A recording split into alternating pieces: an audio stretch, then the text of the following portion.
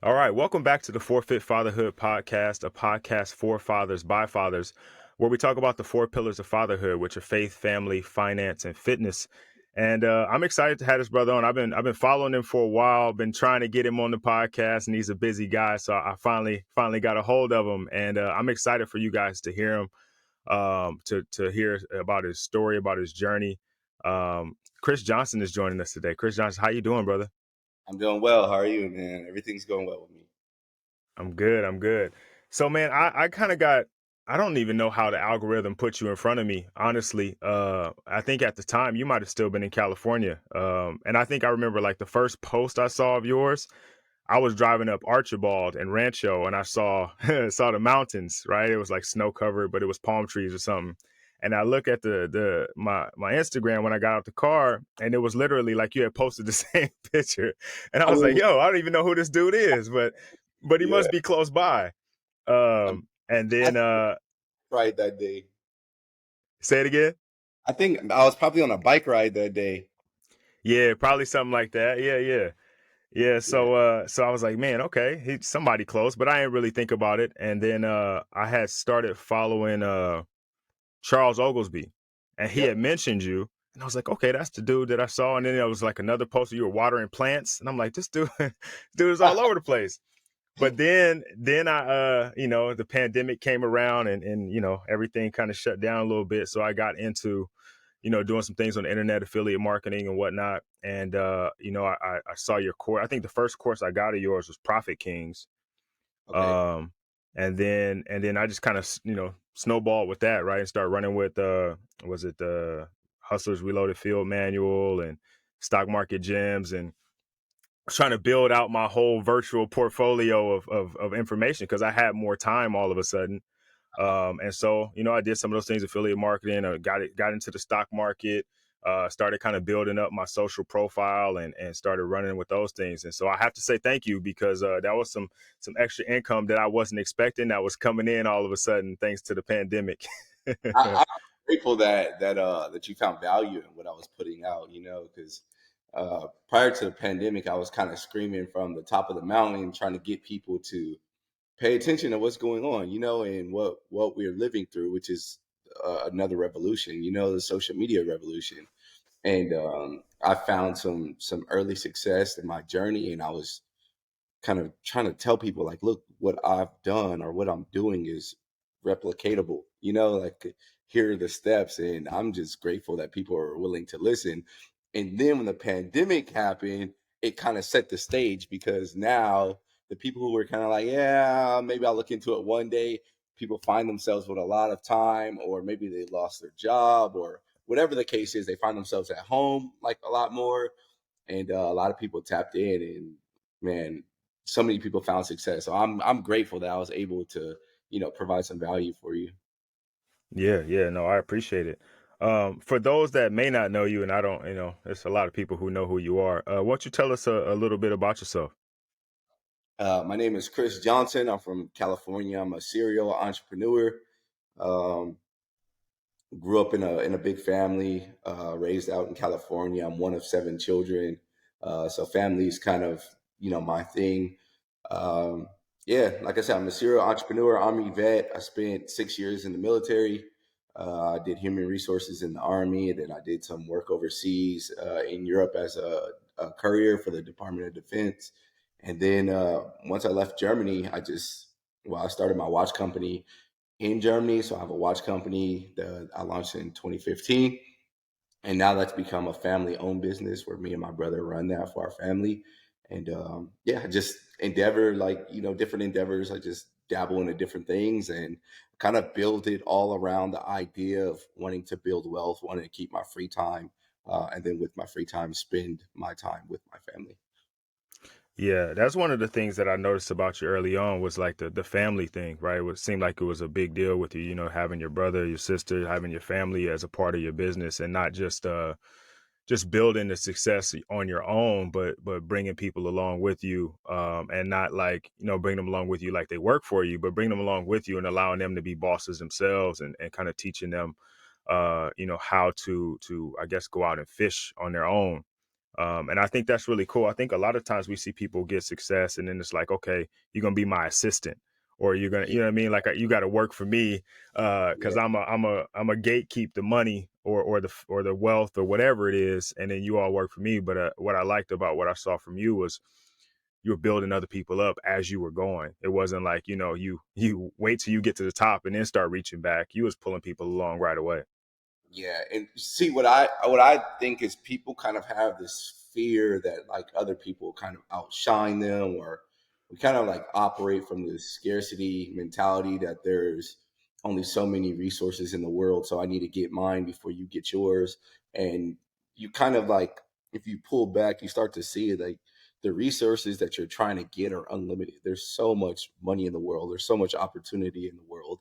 So if I can, throw this person a lob, or help them out, or, use my platform to spread the message on what you're building or what this person's building, then I'm willing to help anyone willing to listen. And it's kind of funny that early on my siblings were kind of like, yeah, this, my brother's just talking. He just likes to talk. He just likes to talk. And then so they kind of weren't like on board at first.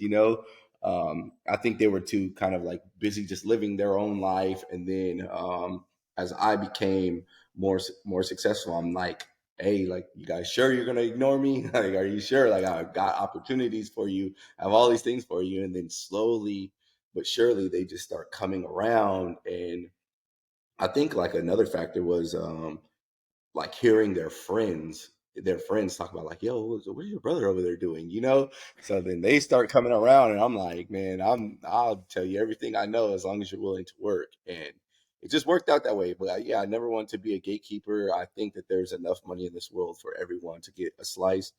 And another thing too is even just how I view money, because I think people kind of worship money in a way. So they want to be the one with it instead of thinking like this is a tool, right? So if I have a tool, if I have a hammer and you have a hammer, then we both have hammers. Cool, we can go build things. But if you worship the hammer, then you want to go, hey, I'm the only one with the hammer. Call me for any need that you need involving this hammer. So I just look at it like a tool, and we can spread this tool as far out as possible, and it's a positive sum game. So if you have hammer and nails, you can build. If I have hammer and nails, I can build. Everyone can build it. Everyone kind of rises together. Yeah, I think too when you're doing that, the opposite of how you're doing it, and you're the only one with the hammer, there's a lot of pressure that comes with that, right? Because now everybody that needs something to be nailed, they got to come to you, and it seems like, oh, you got the power, but with that power comes a lot of responsibility that maybe you're not ready to take on. Yeah, yeah. How did That's you how did that's you a get to that? Go ahead. I was just gonna say, yeah, that's a good point. Sometimes you may get good at something that produces you more money, but it doesn't mean that you became better at dealing with stress or dealing with this or that. So it does eat at you. If you're the only person that people can come to, then it kind of puts a lot on your back when you could have been growing everybody, together. Yeah. How did you come to that mindset though? Because that seems, counter to what everybody else is thinking, as opposed to like most people are trying to chase success so that they can have success themselves, and not necessarily trying to chase success so we all have success. What was there a switch there? Or have you always been that way? Kind of always been that way. I've always been, I think, grown up, one, in a big family, two, playing team sports, right? So if me and you play on the same basketball team, and it's your day and you're the one scoring all the points and we win, hey, we won. Like my friend, my bro, my brother, whoever is on fire, I'm gonna get you the ball. When you shoot it, I'm gonna go get you the rebound as long as we win, you know? So I think I learned that through playing sports and growing up with a big family. I just see it as my brother's win is my win. My sister's win is my win. My friend's win is my win. So I think I've always been that way through sports. Yeah, just through sports and having a big family. Like, hey, as long as we win, cool. Let me know what role I need to play, and I'll play it. Yeah, that's cool. What is that like growing up with that many brothers and sisters? Because I have four sisters, but we never lived together. We spent weekends and some summers together, but we was never together like every day. What is that like? It's cool. It's like I like to explain it like it's different versions of yourself, right? So if I think, okay, if I were a woman in a different universe and I had this personality, I'd probably be this one of my sisters. Or if I was, in a different universe and I thought this way, I'd be this one of my brothers. So I have four sisters and then there's three boys. So I just look at them like different versions of yourself. And also, it kind of lets you know that like people can go through the same things and have different outcomes and have different outlooks and have different perspectives. The things that may have bothered me from my childhood may not have bothered my brother or my sister, but the things that bothered them may not bother me. So you kind of just get to see like how the environment itself kind of affects people and their upbringing, and you get to watch it play out in so many different personalities. But it was fun, man. It was so fun. Like having a big family was everything to me.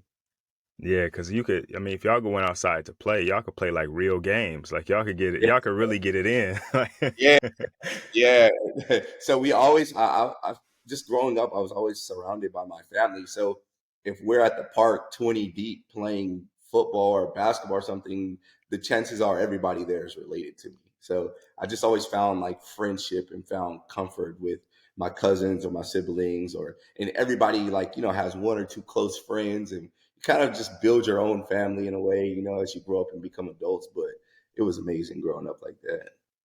Yeah, yeah, yeah. That's really cool, man. Because like I said, I was by myself a lot of times. So when I went outside to play, if people wasn't around, like the neighborhood was quiet, I was like, oh, I'm going back inside. Nobody. I knock on a few doors. You know what I mean? Nobody answered because we didn't have phones back then. It wasn't like I could text you and be like, let's go outside. So I got to walk around the neighborhood knocking on doors. Now he can't come out and play. Well, I guess I'm going back inside then. Did you grow up in the IE? No, no, I'm from the Bay Area, so I grew up in Richmond. Okay. Okay. And then Yeah. when did you make your way back down to Southern California? I got out here in 2007, the end of 2007. Okay. Yeah, Did so you I've come been here ever since. Say it again. was it for school or something? No, no, actually, so my wife, we both ended up going to school in Michigan, but when we left, my mom moved to Tennessee, and then her parents moved down here to Moreno Valley. Okay. So when we finished school, we're talking about, okay, let's go back to California. Didn't want to go back to the Bay Area, so we had a chance to come down to Southern California. Weather's better, right? It's still California. So we came down here, and we lived in Pasadena the first couple years. That's where I was born. And oh yeah, Yeah. yeah, we loved it out there, but it got a little too expensive for us. So we moved to the inland, as most people do, right? You move to Inland Empire, you can make your dollar stretch a little bit more. Yeah. Oh man. But yeah, you could imagine growing up in Southern California, all the outdoor things to do. And what I do like about California is like there's a lot of free things to do. You can go to the lake, you can go to the beach, you can do things for very little. And we were always poor. So just having your siblings and then being able to go, all right, we're going to the lake today, at very low cost. So it was cool, man. It was a cool upbringing for me. Yeah, I tell people that all the time. Like we're in a very unique space because I'm in San Bernardino. So like 2 weeks ago it snowed, like snowed, right? Like we couldn't leave the house snow. But that same day, if you'd have went to LA, you could have went to the beach, Yeah. right? You You're see, right. You could be in the mountains, or you could be in a desert, or you can be in the ocean just driving 2 hours in any direction. yeah, yeah. So it's a really unique spot, and so I love the fact that we get to kind of take advantage of all that, and it's really good for my kids too because we don't live in a situation where like when I was in the Bay Area, you got to go like 6 hours to get to Tahoe to try to get some snow. You know what I mean? Or the beach there is just garbage compared to the beach here. Yeah. So I never got to really do those things unless we were out of town. And for them, we could go to the beach this weekend, right? And Yeah. then Sunday morning, wake up and go snowboarding. Like it's no big deal. That beautiful. The thing about growing up in California, that's what makes it all so beautiful. There's so much to Yeah. do. Yeah, yeah, for sure, for sure. And that's why we moved to Southern California too, is because of that. Like we had that option to kind of get all that California has to offer. And then if we want to go up to the Bay, we can. We go visit family and friends or whatnot. But the majority of what we do, we stay down here. If we want to skip out, we'll go to San Diego or go to Vegas because Vegas ain't even far. It's 3 hours. Like it's nothing. So Everything is you're in the right location for everything. yeah, yeah. So, all right. So you got seven brothers and sisters. You ended up going to the military. How did you decide to go to the military? So what it was I played. So I grew up in Southern California playing sports. I thought I was a really good football player, so I thought that my path would be me go play college football, and then hopefully I was good enough to go play in the NFL. The recruiting process when I was growing up kind of didn't go my way, right? It wasn't going the way that I wanted it to go. And then I had pressure from my mom to work and provide money, So even the idea of going to college, my mom was kind of like, how about you just go get a job? And to me, I'm like, well, if I'm not going to be able to play ball anymore, or if I'm not going to play ball anymore, you just want me to work, then I want to leave. Like, I want to go see the world. So I used to me and my brother, we used to just work out every day in our room and watch UFC reruns. And during the UFC reruns, they would always have military commercials. Of course. So like we're doing our push-ups during the commercial, I would look at my brother and I'm like, this looks kind of interesting. So I told my dad, I had moved in with my dad. That was, the first time I ever lived with my dad. And I told my dad, I'm like, hey, I think I want to join. First, I told him I wanted to join the Navy. He was like, oh, well, let's go talk to a recruiter. And I was living in San Bernardino at the time, but, the part of San Bernardino that you don't want to live in. And I was living over there. Right. Um, it was just like it was too chaotic, and I wanted to get out. I wanted to get out of the environment.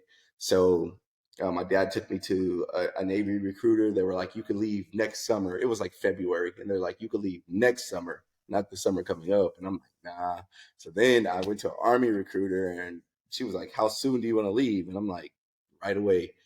And she was like, okay, well, let me, work on some things. So me and my brother had a set of friends, a brother and a sister, and our back window and their back window were like this, and there was an alley between us. So we'd just be talking to each other through the window. Then we go outside and meet up.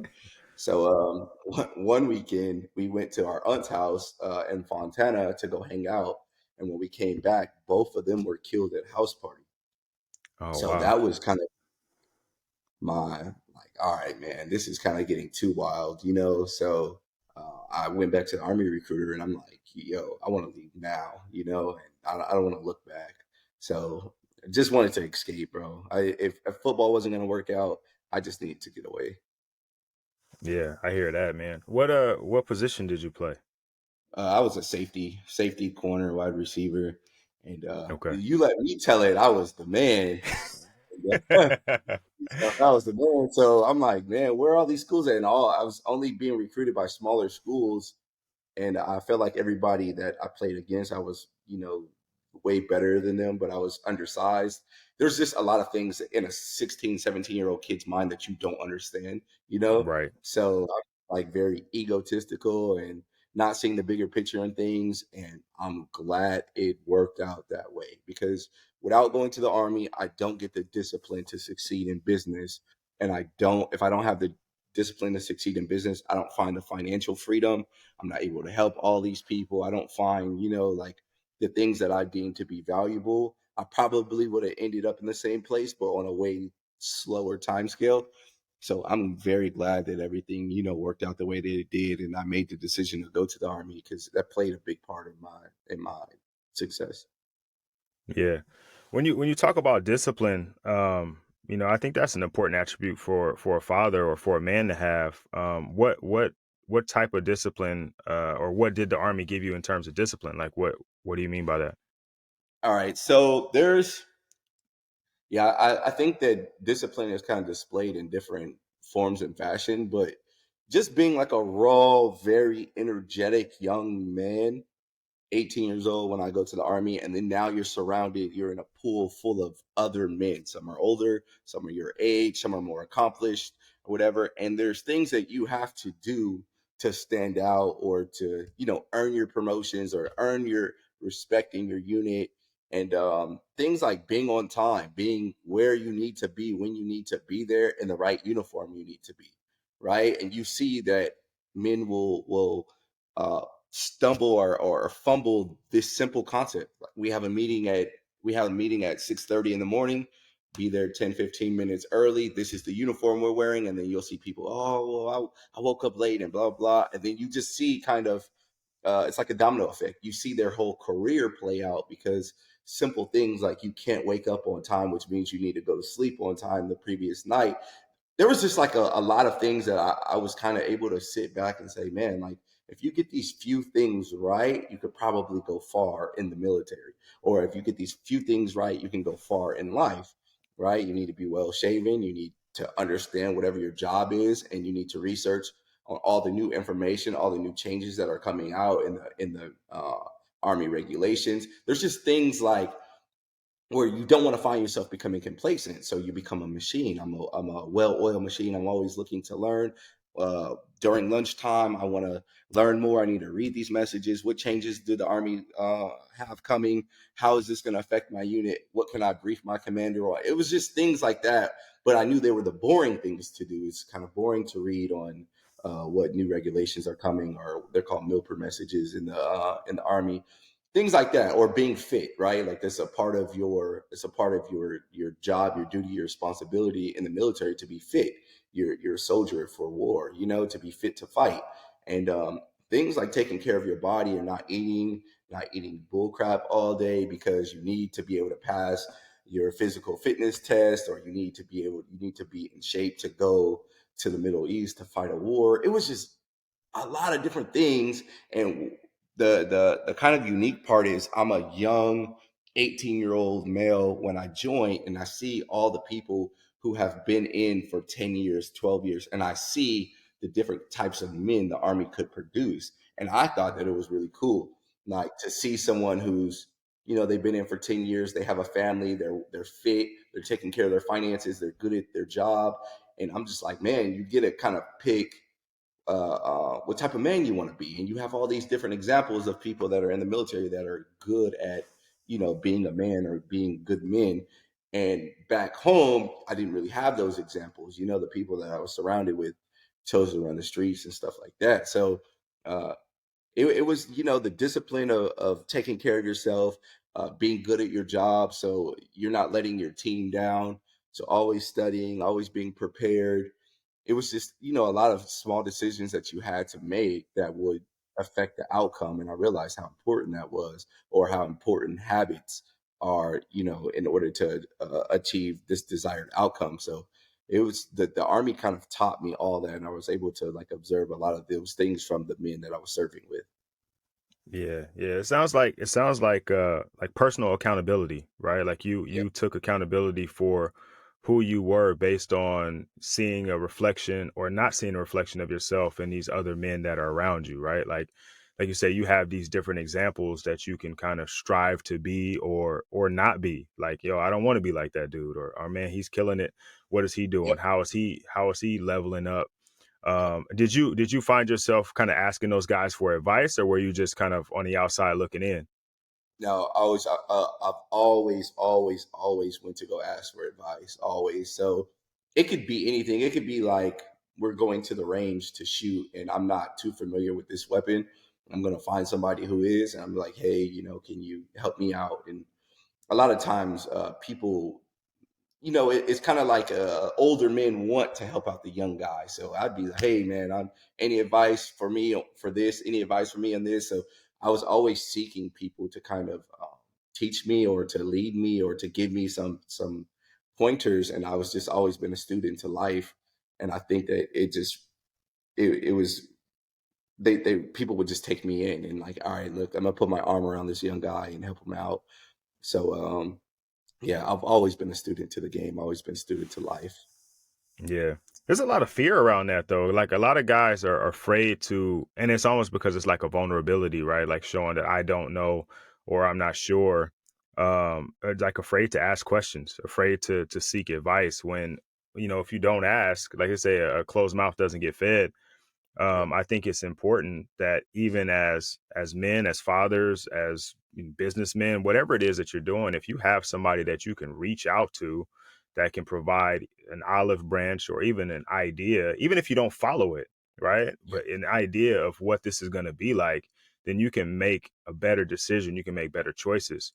And I don't know. I mean, I think it's a masculinity thing, or maybe it's like a pride thing. But dudes just be, we we'd rather not go to the gas station to ask for directions. We just keep driving in circles. Yeah, but I've always I feel like you men, we need our egos, right? But we need our egos to serve us in the right way, you know? So sometimes your ego could lead you to being stubborn, and you being stubborn might get you left behind, right? And Yeah. I feel like yeah, like, and especially too, like as a father, like the better I become, the better my family becomes. You know, the better I could lead my children. So I don't. If I have to look stupid for 10 minutes because I don't understand something, so be it. I'm looking dumb for 10 minutes versus looking dumb for life. You know, or being lost for life. So I always thought like that. You know, like I will volunteer to be the fool for 5 minutes, 10 minutes, but it will never happen again because I'm going to learn. You know, Right. and a lot of times, yeah, we have this ego thing that we can't tame.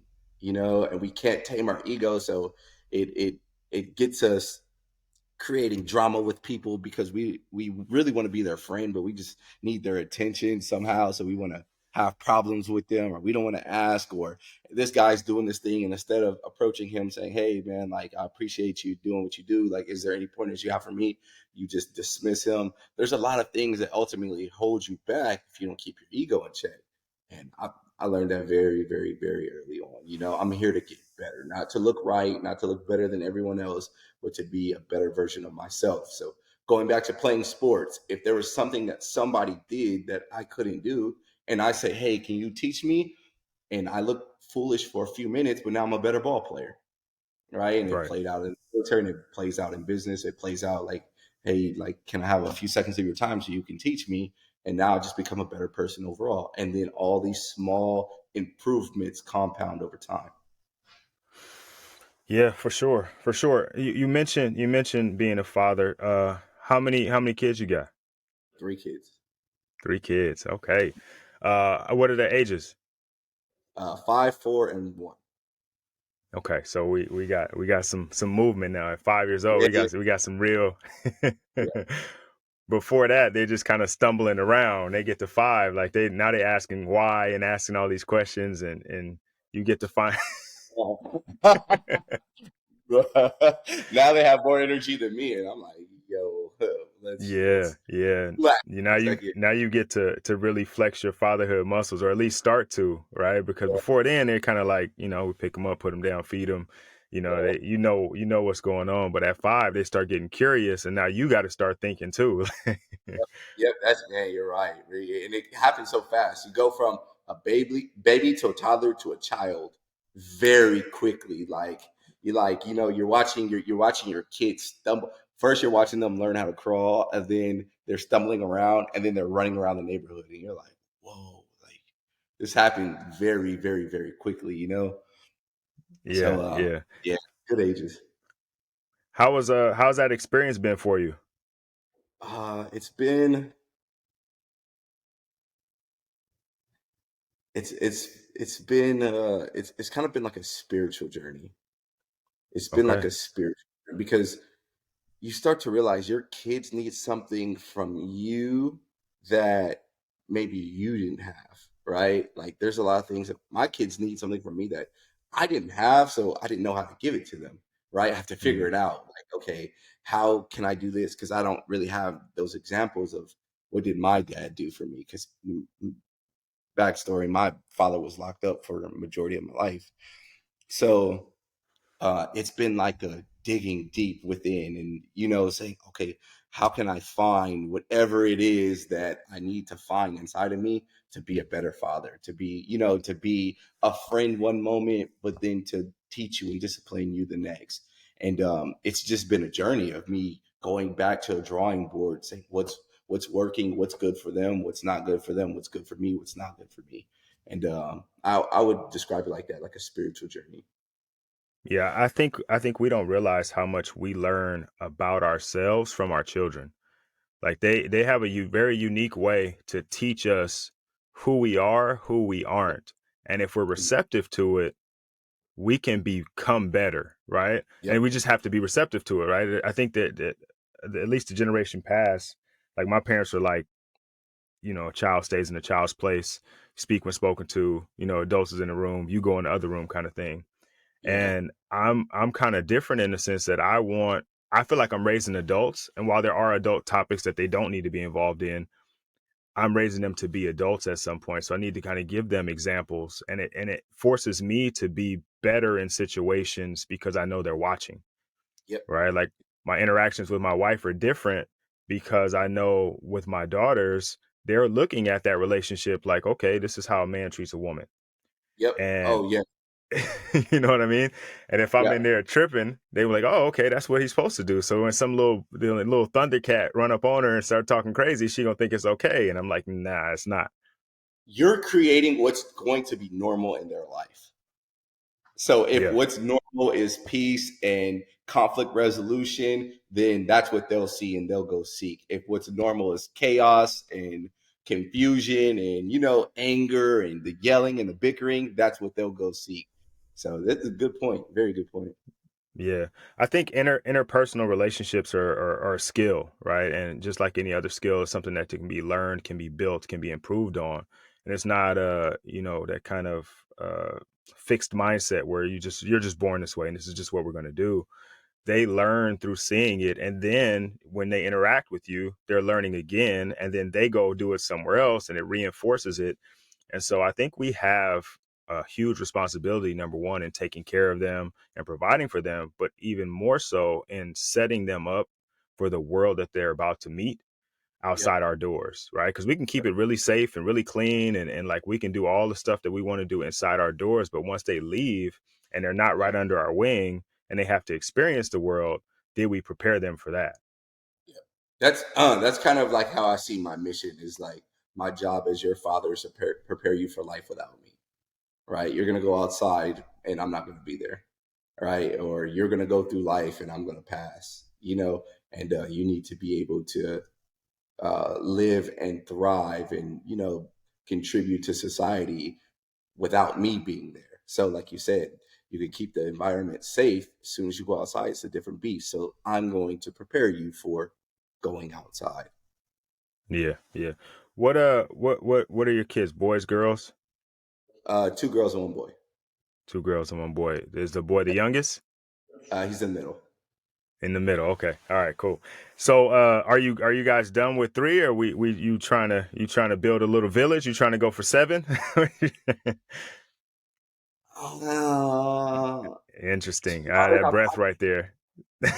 I probably want about 10 kids. Okay. All right. So you I, are building a village. yeah, I probably want about between 7 and 10. My father and my mom together, they had five. Um, so I think five minimum. So we'll see how it goes. But yeah, I want to keep going. I know what it's like to have a lot of siblings. I know what it's like to, kind of just be surrounded by love. And I would almost feel like I'm cheating my children to not give them Okay. Okay. All right, man. Look, you building an NBA team with 10, bro. You got kids coming off the bench. You know that. what I You mean? know what's so crazy? I like to think about it like I'm building a corporation. You I know, like that. like I like that. I'm building a corporation. Like, all right, that's the lawyer. Those are the engineers over there. That's going to Yeah. be the tax attorney. Like, I like to think of it like that. Like, we're building a corporation. Because when I go back and study like the wealthy men of the past and how they like kind of integrated their family into business, and I'm like, yeah, I need to get on that. So that's like a big thing. Is kind of preparing them to be a part of this. So I speak to Yeah. my children about money, about decisions, about judging people's character, doing the right thing when no one's looking, because I'm building them to be a part of this, and that's how the finance thing ties into fatherhood.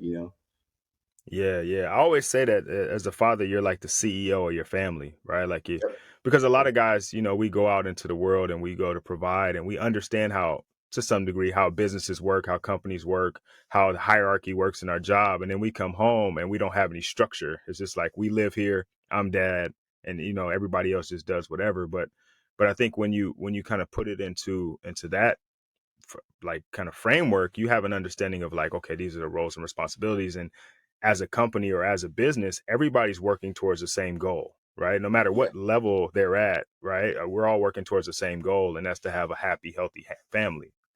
Yep. And to have a happy, healthy home too, right? So Yeah. something that I've been like dealing with recently, my oldest has been throwing like little fits when it's time to clean up, right? Like when it's time to clean your mess, you have to go clean your mess, you know? So what I've been kind of like explaining to her is that we all contribute to the household, right?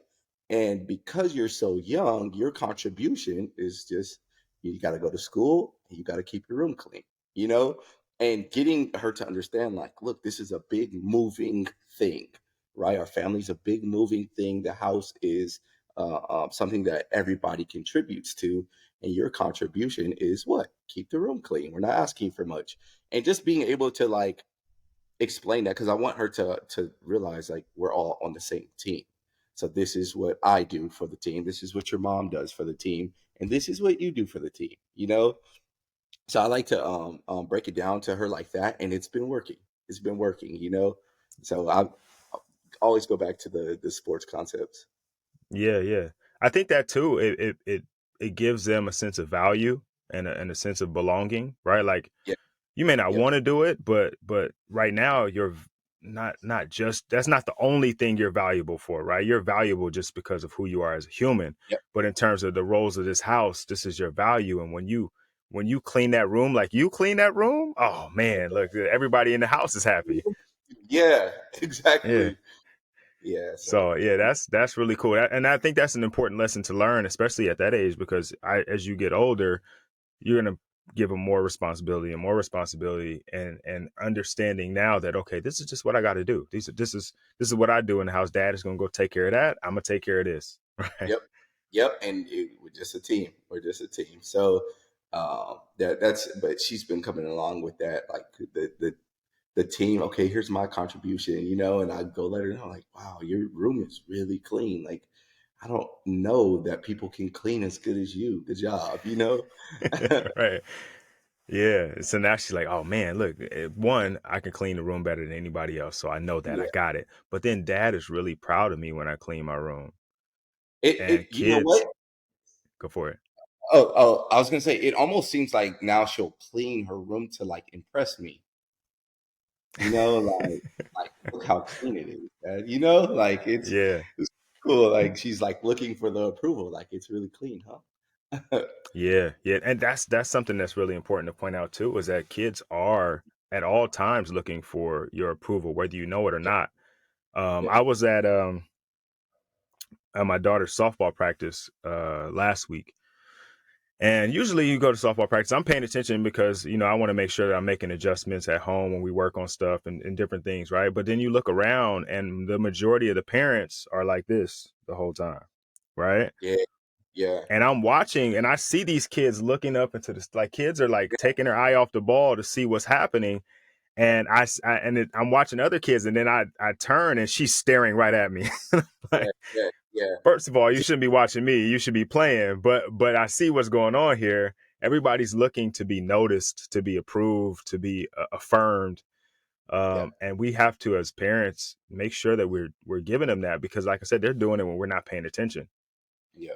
Yeah. It's I was that way as a kid. I was always looking to see like my mom and my aunt took, you know, turns raising all of my mom's children, but I'm always like looking like, okay, who's seen this? Who's seen this? And I got a story about that. My mom really wasn't into like coming to our sporting games and stuff. And my mom was locked up for like 4 years, and she got out. And that night, I had football practice. So I'm like, Mom, you got to come to practice. Like, I got so much better. You know, I haven't seen her in a few years. And she came to practice, and I felt so bad for all my teammates that day because I destroyed them all, like trying to impress my mom, you know.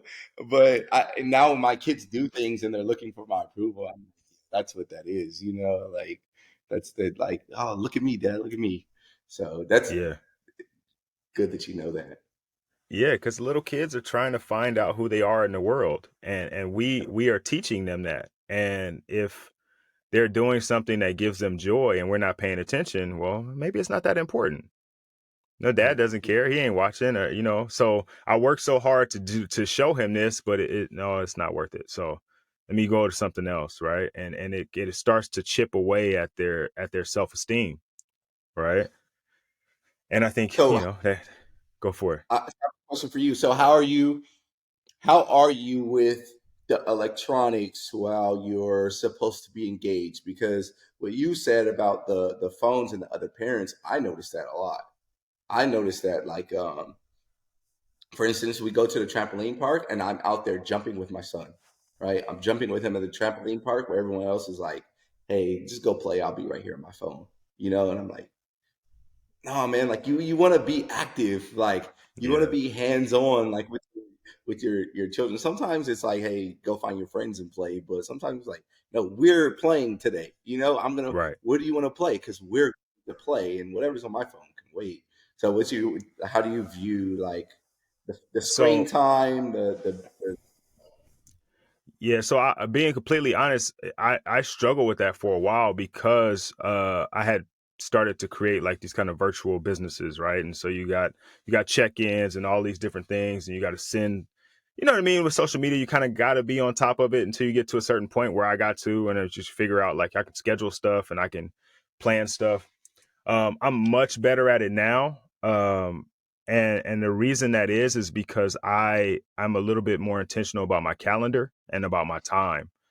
I set my schedule in a way that if I'm going to be at practice, I have nothing else on my schedule. If Yeah, anybody emails me or calls me during that time, it's too yeah, bad. Like I'm off the clock. I'm off the clock for that hour, 2 hours, or whatever, so that I can be committed to making sure I'm present in the moment. yeah, And scheduling that is something that I felt like really helped me because if I'm going to be at practice but I don't have it scheduled, then yes, that's easy to just pull up like, oh, they warming up right now, and then you get stuck in that rabbit hole of you found something that was good, and now before you know it, they're halfway through practice and you haven't seen anything. yeah, So I try to be really intentional about those times, or really any time that I'm with my kids, unless we have scheduled, like we'll have a scheduled together time where we're all going to be on tablets. You know what I mean? Like my daughter's just got iPads for Christmas. And so we might have after school, you come home, do your homework, do your chore. You have to do something athletic, and they can choose what that is. They like where they'll go in the back and they'll hit, or they may want to do one of their workouts. And then after that, we have 45 minutes of scheduled screen time. okay, And so we can all be in the same room, but all of us get a chance to kind of scroll, right, and do that yeah, thing. And then outside of that, it's just like it'll come as it comes. But I think for young kids, especially, the screen time can be dangerous only because they don't have the I don't want to say common sense, but they don't have the world experience that we have in navigating it, yeah, right? And yeah, and it's hard for us to control it. It's extremely hard for adults to not get addicted to social media. And so, my daughter's 10 and her friends all have phones and she doesn't, and yeah, they're doing TikTok dances, and she's like, I don't know how to do them. I was like, yeah. I'm like, look, you can learn them when you're with them, but when you come home, there's no TikTok. Like that's just I And you're not missing. understand, Yeah, you're not missing out on anything. That's right?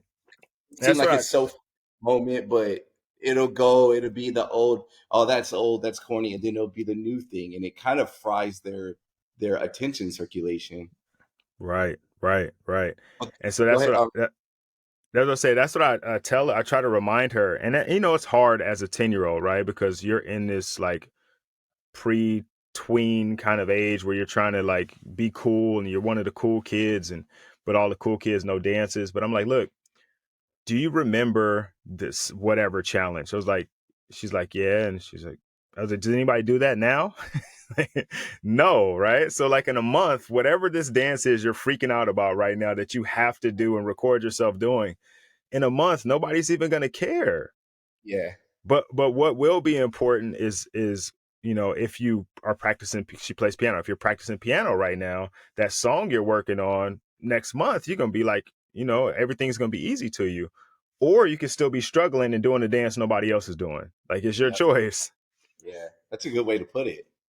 But again, that's because I'm older and I can make that decision. For little kids, if we had just allowed them to have all the same access that we have, we can't expect them to regulate it the same way that we do. Yeah, there's I'm not sure exactly what it is, so I'm not taking credit in any way, shape, or form, right? But like my children aren't that interested in their tablets, right? I think a big part of it is because there's nothing on their tablets. If you're playing a game, you have to be learning. It's a learning game, Yeah. right? So like there's you can't just kind of free roam. Like there's only so many apps on there, so they're not that interested. So I think in their mind, it's like I have this thing, but it's kind of boring. Like maybe I can get a episode or two of Peppa Pig in, but that's it. Because on our phones, you can go down any rabbit hole that you want to. You can figure out what kind of shoes soldiers wore in World War I. And watching 1 hour video, you can go here, go there, go there, go there. But like because I like restricted the access to like what they can do on their tablet, I think that they think it's boring. Yeah. So, but I didn't do it intentionally. I'm not like, I'm not going to put anything on their tablet, therefore they won't get interested in it. But I kind of noticed that, like they'll play with it for a little bit and then they're like, okay, this is boring. And that's and like I said, I'm not taking credit, but I think it just worked out that way. Yeah. I think the other thing too is what is it what are the options outside of the tablet, right? Because I think when we were young, we used to go outside and play, and it was like you get out the house, don't come back in, because you go in, you're gonna stay in. So we stayed out until the street lights came on, and then we had to come inside. Kids, like, I live in a pretty safe neighborhood. Kids are not out. There's a school around the corner, and kids still aren't outside playing. You know what I mean? Like, we roll around the neighborhood and there's nobody. There's no tackle football in the street. Nobody's playing basketball. Like, none of that stuff is happening. And I'm Yeah, always like, I want my girls to go play outside, but they're gonna play outside by themselves. Like, there's kids on our street that aren't even outside. yeah, that's a really good observation. Where I live now, here in Houston, I live with all the rich folks, right? Not a single soul. You can walk up and down this neighborhood. You're not going to see a kid outside. The Yeah, only time you'll see a kid outside is when they get dropped off at the bus stop and go into their house, right? Christmas Day, we're outside riding scooters, and not a single soul in the Las Vegas house, which is like middle class, right? Like where normal people live, all the kids are still outside playing, yeah, right? And I don't know exactly what it is, but I think it's crazy. Here I don't see kids. Over there, I think where I live in Las Vegas, it's like a real tight community. So like all the neighbors know each other and they pull up their foldable chairs. They sit in the garage and the kids play in the street all day long, yeah, right? yeah, But out here, it's like you do not see these kids, man, like at all. It's kind of crazy because I think about like, yeah, like you were saying, if my daughter wants to go outside and play, there's nobody to play with. yeah, yeah. So they're just out there, and then they come back inside, and they're like, okay, now what?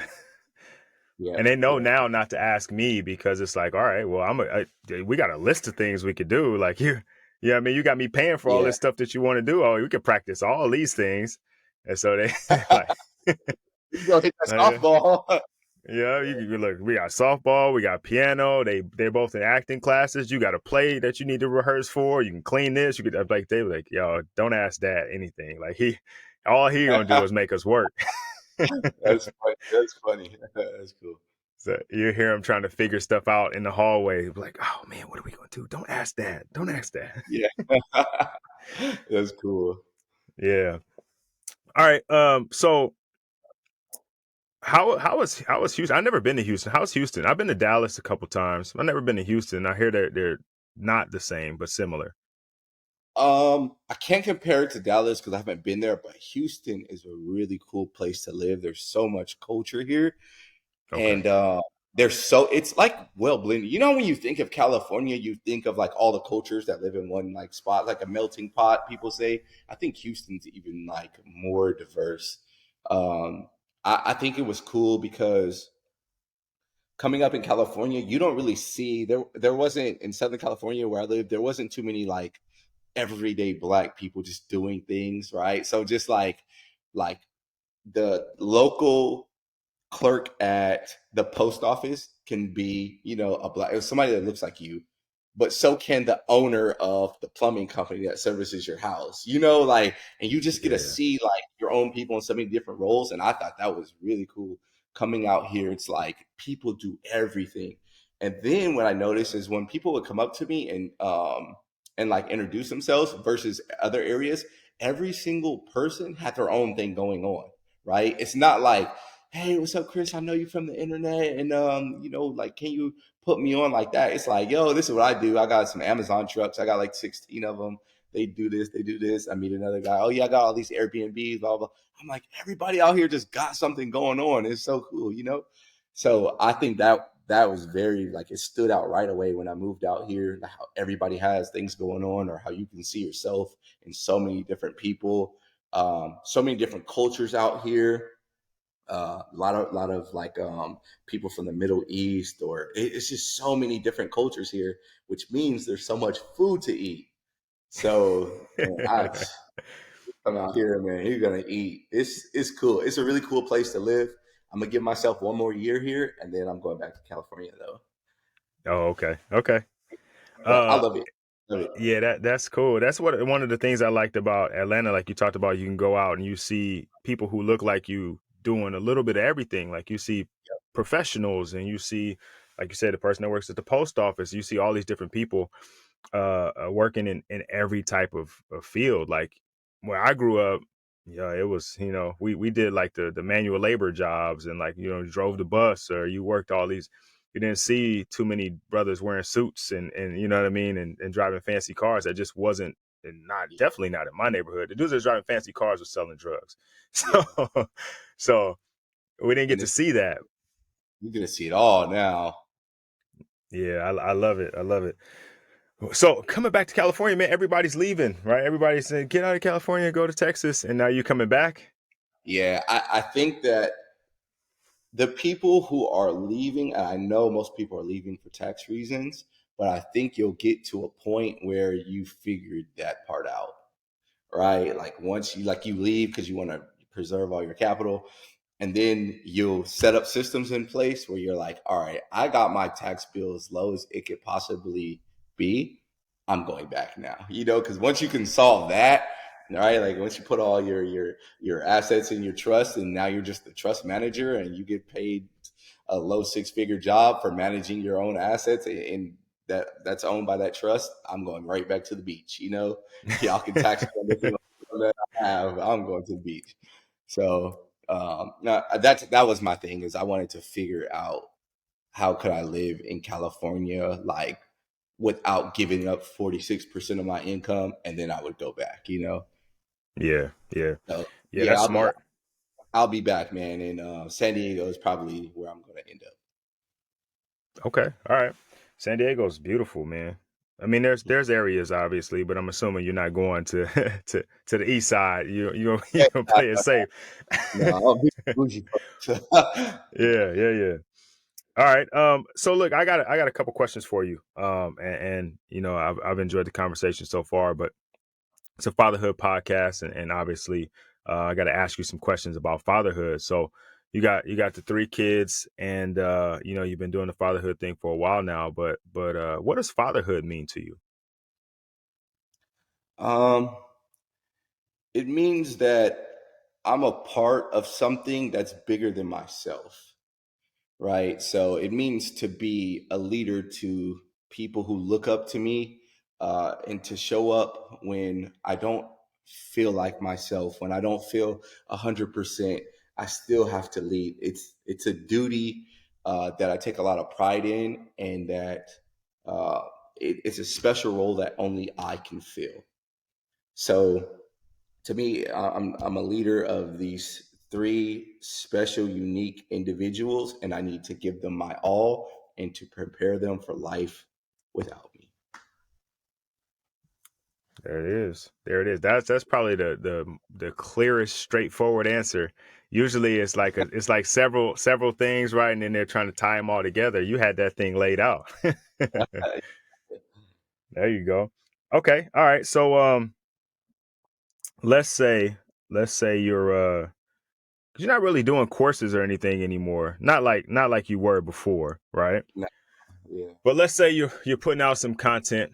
Let's say it's going to the close friends, right? Close friends and family group, and or the well squad. But the well squad has been kind of whittled down, and Uh-huh. it's just fathers in there, man. Like you got a channel, and it's just for the fathers. What is the message that you want them to hear? Um, give your all to the things that you love, and your children and your family will reciprocate that, right? The same way that you love your family, the same way you love your children, find a hobby, find a craft that you could fall in love with as well, right? And that makes the whole journey that much easier, right? And then you stop feeling like you're sacrificing this or that and being away from your family when you can just blend them all together. Some people say, like, don't do business with family. And I'm like, that's all business is family, you know? So you fall in love with your craft, you fall in love with your purpose, and it makes it that much easier to show up for your family because you realize you do these things to take care of your family. So it makes the grind that much more easy, uh, or I should say that much more endurable. And then another thing is explain to your family what you have going on, right? Explain to your woman what you have going on. Explain to your children what you have going on because they'll start to understand why you get frustrated with things, why you're tired, why you're this. It's sometimes as fathers, we try to put on this Superman cape and we just want to storm through everything. And sometimes you can sit your children down and say, "Man, Dada's tired today. Guess what I had to do?" So she'll grow. Your children will grow an understanding of, okay, this is what my dad does to provide for us. This is why he works so much. This is why he does that. So I would say, bring everything together, right? Like, bring your love for your craft, your love for your family, and bring them together, and your family will appreciate it, and they will have a better understanding of what you're going through. They'll understand your highs and your lows and your stresses because they know you're putting it all on the line for them. Yeah, yeah. I think that helps them connect the dots too. When you do have Yeah. to do stuff, or you've got business things or work things that you got to take care of. Like for me, my stepdad, he worked like my man worked overtime. I don't remember a time in my life where he didn't work overtime. And I never until I became adult, I didn't put the two and two together. Like he was out working like that because we needed the money. Like my mom had got hurt on the job and wasn't able to work anymore. And so he had to shoulder the load, right? And he had to take care of our household and all the things we had. He had other kids that he had to take care of. And until I became an adult, all I knew was like he was just never there. You know what I mean? Yeah. Like I just associated it with like, yo, he didn't want to be around. Like he didn't want to be home. Like he was going to work to take care of us. And I was like, he don't want to be home. Like he never came to none of my games. Like Yeah. ever. And And I was like, and I resented him for it, but it was because I never understood. Nobody ever sat me down and was like, yo, this is what's got to happen. yeah. I've got to be gone, but I definitely want to be there. Or he come home the next day and like, how was the game? What happened? How'd you do? Like have those conversations. But I think the communication part of it is really key. Yeah, very, very, very, very key. I think because I'm sure the same way you felt that frustration from him, he probably felt underappreciated. You know what I mean? Like, look what I'm doing to keep this household afloat. And maybe not saying that you didn't appreciate it or anything, but if you didn't understand, then if you did understand at that age, you'd be like, "God, I know you didn't make the game, but let me tell you what happened." Like you Yeah, would have a different level of appreciation. And I think that's why explaining to your family what the heck is going on like matters. Like your children should know how you make money or why you work and why are you on your phone right now when maybe I'm supposed to be doing something, or why, hey, I'm gonna walk in the other room and take a call, come back. This is why I took the call. I'm trying to make this happen. And I think that your family will appreciate you for that. yeah, I think so for sure. I think so for sure. I think there's a veil that we put up between, and I think it's because we try to keep like business and family separate. Like you said, like you don't want to mix the two. And we put up this wall when it comes to business and work, and we don't explain ourselves, right? We don't talk, and then we expect everybody to understand, Yeah. right? Like I talk to a lot of guys about fatherhood and like their relationship with their dad, and I'm like, did your dad ever sit you down and talk to you about fatherhood before you became a father? Or like, did he ever explain to you what fatherhood was? And most guys are like, no, because we don't talk about emotions like that. He showed me.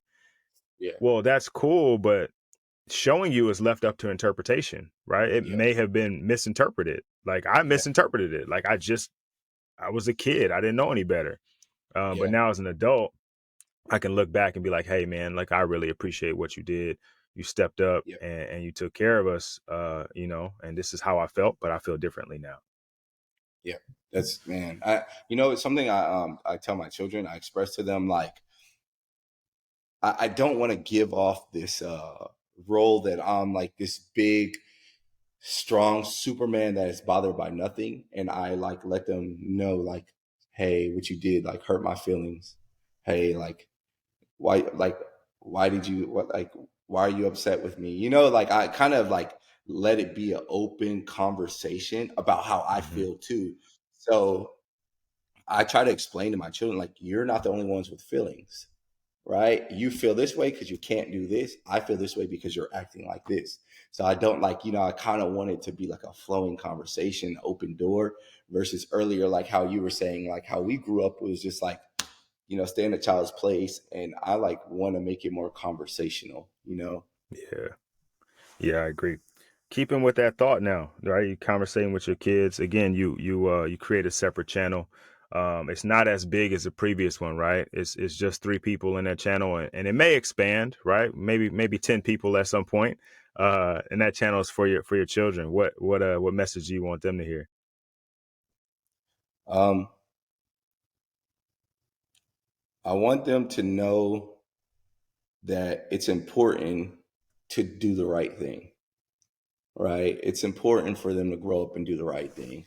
Um, and to stand true to who you are. That's, you spend your life figuring out who you are, and then you spend the other half of your life either going away from that or embracing it. And something I want, my children always keep in mind and in their heart is to stay true to who you are. I love that, man. I love that. That especially that finding out who it is, and then you have a choice. You have a fork in the road. You either pursue it or you run away from it. Yeah. Yeah, And that's important. you, That's important for you know, everybody. Shoot. yeah, you're right. You know how earlier you were saying about like bringing the family in and not letting like your ego or not gatekeeping? It's because I'm staying true to who I am. Yeah, I'm gonna give this opportunity. It makes my guy look good, makes my brother some more money. It does this, it does that. I'm just staying true to who I am. I love that, man. All right, so I know you got a ton of things going on, but if people are listening to the podcast and wanted to follow you, to find you, to maybe reach out to you, what's the best way to do that? You can find me on Instagram. It's Chris with 4 S's, It's CHRISSSS. about 100 other potential Chris Johnson, so you gotta be careful. There's a million different Chris Johnson accounts, right? Chris with 4 S's and then Johnson.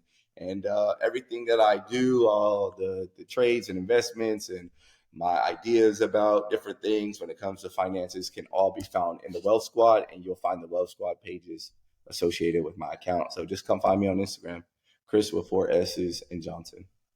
There you go. This Wealth Squad hat, I see it. Yeah. All right, man. Look, I really appreciate you taking the time out of your day. I know you're busy, and as a busy dad myself, I know how that can be. I appreciate it, and I'm sure that the guys listening are going to be able to take something from this and grow through it, whether it be the discipline piece or including your family, or even the messages that you have to your children and to other fathers. I think you left us with some things to think about and some things to grow on. So I really appreciate it, man. All right. Thank you. And thank you for having me. Yeah. Thank you for making the time, brother. All right, Rob. Thank you. All right.